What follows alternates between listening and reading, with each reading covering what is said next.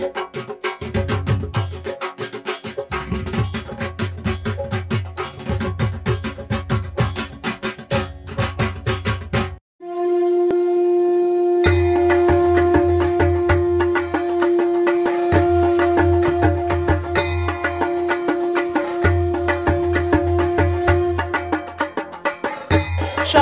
সংঘ এবছর তাদের ভাবনা ছিল পথের পাঁচালী 1946।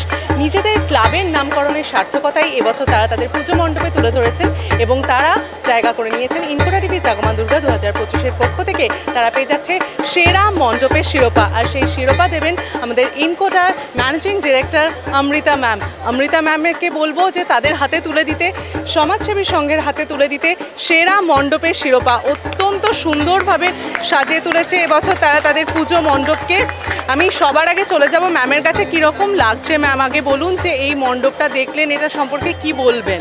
প্রচণ্ড ইউনিক কনসেপ্ট ওনারা 80th ইয়ার সেলিব্রেট করছেন এবং they have pretty much trace their entire journey, যখন থেকে ওনাদের ক্লাবটা প্রতিষ্ঠিত হয়েছে এবং হোয়াট ইট রেপ্রেজেন্টস।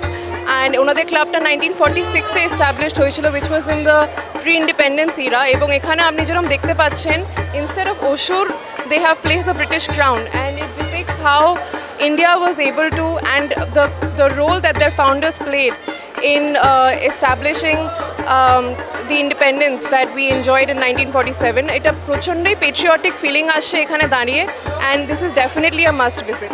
শুধু সেখানেই নয়, এখন বাকি আছে সার্টিফিকেট। সমাজসেবী সংঘ পেয়ে যাচ্ছে সেরা মণ্ডপের সার্টিফিকেট, তাদের হাতে তুলে দেওয়া হচ্ছে সেরা মণ্ডপের সার্টিফিকেট। অত্যন্ত সুন্দর এবং অত্যন্ত অভিনব ভাবনায় সেজে উঠেছে এবছর সমাজসেবী সংঘ। নিজেদের ক্লাবের নামকরণের সার্থকতাকেই এবছর কিন্তু তারা তাদের পুজো মণ্ডপে তুলে ধরেছেন। আমরা জানতে চাইবো যে কীরকম লাগছে আপনাদের, সেটা একটু জানতে চাই। ভীষণ ভালো লাগছে, এত মাসের এত শিল্পীর খাটনি, সেটা যদি এভাবে সম্মানিত হয় কার না ভালো লাগে। আমরা ভীষণ উচ্ছ্বসিত, খুব খুশি।